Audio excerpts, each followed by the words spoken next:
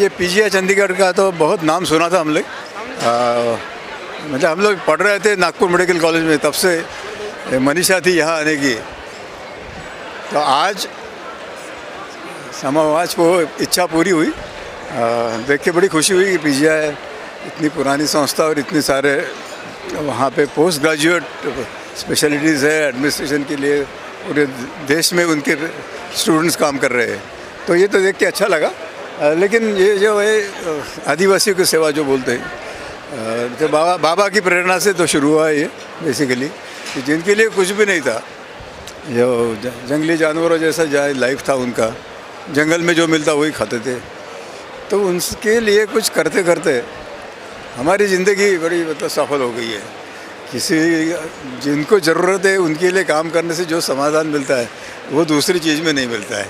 तो इस तरह से मतलब अपना तो मीडिया से बहुत दूर है हम लोग, बाय नेचर वो दूर रहना ही पसंद करते। वैसे भी दूर है, रिमोट है, आज भी रिमोट है वो एरिया। लेकिन धीरे धीरे लोगों को पता चला ये काम क्या चल रहा है। और मेडिकल कॉलेजेस स्पेशली, जैसे कि आज मेडिकल प्रोफेशन का भी बदनाम हो रहा है, ये नहीं उसमें प्रोफेशनल जा रहा है, वहाँ पैसे कमाते हैं लोग, है ना। तो मैं तो बच्चों को मिलने में बड़ी खुशी होती है। जो रिस्पेक्ट था एक ज़माने में मेडिकल डॉक्टर के लिए, तो उसको वापस लाना आपके हाथ में है। ये था कि ये तो कंपैशन था बेसिकली। जो खाने के लिए अनाज नहीं था, इसलिए जो मिले वो जानवर वो खाते थे। मतलब चींटियाँ भी खाते थे, बंदर भी खाते थे, भालू भी खाते, मतलब जो भी है जंगल में जो मिला, पेट तो भरना है। तो इसलिए हमने उनको रिक्वेस्ट किया कि बच्चों को मत मारिए, उसके बदले में अनाज देंगे ताकि आपका भी भूखे नहीं रहेंगे। और धीरे धीरे उनको खेती कैसा करना ये भी पढ़ाया, एजुकेशन से उनको एम्प्लॉयमेंट भी मिला, तो शिकार कम हो गई। लेकिन जो अपने घर में आए एनिमल्स ऑफ ऑल काइंड्स, उसमें जैसे जो आप इसको खूंखार समझो, हाँ, लेपर्ड है, लकड़बग्गा है, भालू है, जंगल में डरते हैं लोग काफ़ी। तो ये बहुत ही प्यार से रहते हैं, अपने घर के मेंबर जैसे है।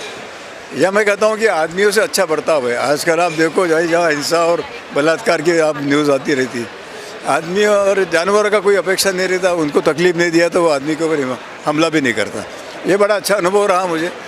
अभी भी नए जानवर तो नहीं आते क्योंकि लोग शिकार नहीं कर रहे, लेकिन जो है वो बहुत एक बड़ा मैसेज है दुनिया के लिए कि जानवर अच्छी तरह से बर्ताव करते तो आदमियों ने उनसे कुछ सीखना चाहिए। तो दो चीज़ें मैं हरदम कहता हूँ, बहुत सारे नेचुरल डिज़ास्टर्स हो रहे हैं ना। आप वो क्लाउड बस्ट देखिए, आप क्लाउड बस्ट तो परसों कश्मीर में हुआ, लेकिन ये बहुत बार ये शब्द सुनने में आता है, इधर भी हुआ उधर भी हुआ। तो ये तो नेचर का जो इम्बैलेंस हुआ है उसकी वजह से हुआ है। तो युवाओं के लिए ये है कि आप जंगल को बढ़ाओ, उनका डिमांड करो, उसके सिवा तो कोई चारा नहीं है। गर्मी, जल और जंगल, गर्मी बढ़ रही है आप देखिए। तो ये तो एक मैसेज है। दूसरा एक है कि अपनी नीड्स कम करो। आपको कितना कमाते हैं, जीने के लिए कितना लगता है, अच्छी तरह से जीना हर एक का अधिकार है, लेकिन वो अच्छी तरह लिमिट, हायर लिमिट है तो उसके ऊपर तो आप अपना तो कुछ रख सकते हैं ना लिमिट। तो ये एक है मैसेज कि अपनी नीड्स थोड़ा सा कम करो, वेस्टेज मत करो, प्लास्टिक का इस्तेमाल मत करो। ये बहुत अच्छा हॉस्पिटल एडमिनिस्ट्रेशन पीजीआई की तरफ से कदम लिया गया था। इसमें काफ़ी जो एक्सपर्ट्स हैं हॉस्पिटल एडमिनिस्ट्रेशन और मैनेजमेंट में, इसमें पार्टिसिपेट कर रहे हैं। भारत के नामी ग्रामी, जैसे अभी आपने देखा हमारे पास पद्मश्री डॉक्टर प्रकाश शामटे जी चीफ गेस्ट थे। बहुत सिंप्लिसिटी से उन्होंने इतना कुछ मैनेज कर रहे हैं, इतने डिफ़िकल्ट एरिया में हॉस्पिटल भी चला रहे हैं, स्कूल भी चला रहे हैं, वाइल्ड लाइफ सेंचुरी। तो इंसान कुछ करना चाहे तो वो कर सकता है। इसकी सीख जो हॉस्पिटल एडमिनिस्ट्रेटर्स को दी है, तो और जो आगे 3 दिन का साइंटिफिक प्रोग्राम है, तो उसमें हमने बहुत अच्छे टॉपिक चुने हुए हैं, जिसमें डे टू डे मैनेजमेंट है, लीडरशिप है, फाइनेंस मैनेजमेंट है, पेशेंट सेफ्टी पे है। तो उस पर सारे विचार विमर्श किए जाएंगे। तो जितने भी एक्सपर्ट आए हैं, स्पीकर्स हैं, प्रेजेंटेशंस होंगी, पैनल, और जितने लॉज एप्लीकेबल होते हैं हेल्थ केयर इंडस्ट्री को, उसके ऊपर भी गहन विचार किया जाएगा।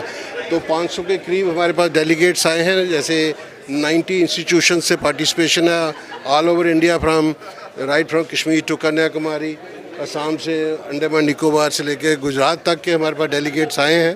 तो हम पीजीआई में उन सब का स्वागत करते हैं और हम आपका भी बड़े बड़े आभारी हैं कि आप हाईलाइट करें और देखें कि हॉस्पिटल में आने के लिए जो पेशेंट्स आते हैं, नेचुरली उनको तो हमने सारी सुख सुविधाएं देनी है, और जो पेशेंट और उनके जो अटेंडेंट होते हैं उनके भी कोई दायित्व होते हैं जो जहाँ पे उनको पूरे, उनके बारे में भी हम बताएंगे, उन चीज़ों को भी हाईलाइट करिए। आपका भी बहुत बहुत धन्यवाद। ये 3 दिन के लिए चले गए फिर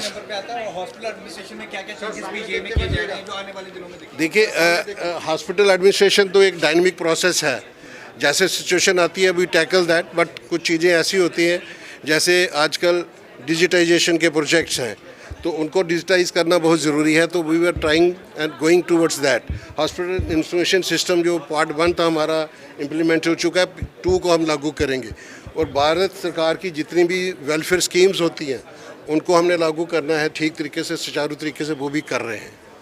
ऑनलाइन पेमेंट भी सब कर रहे हैं? बिल्कुल, ऑनलाइन पेमेंट कई जगह हो भी रही है, हमने पॉस मशीन्स लगाई हुई हैं।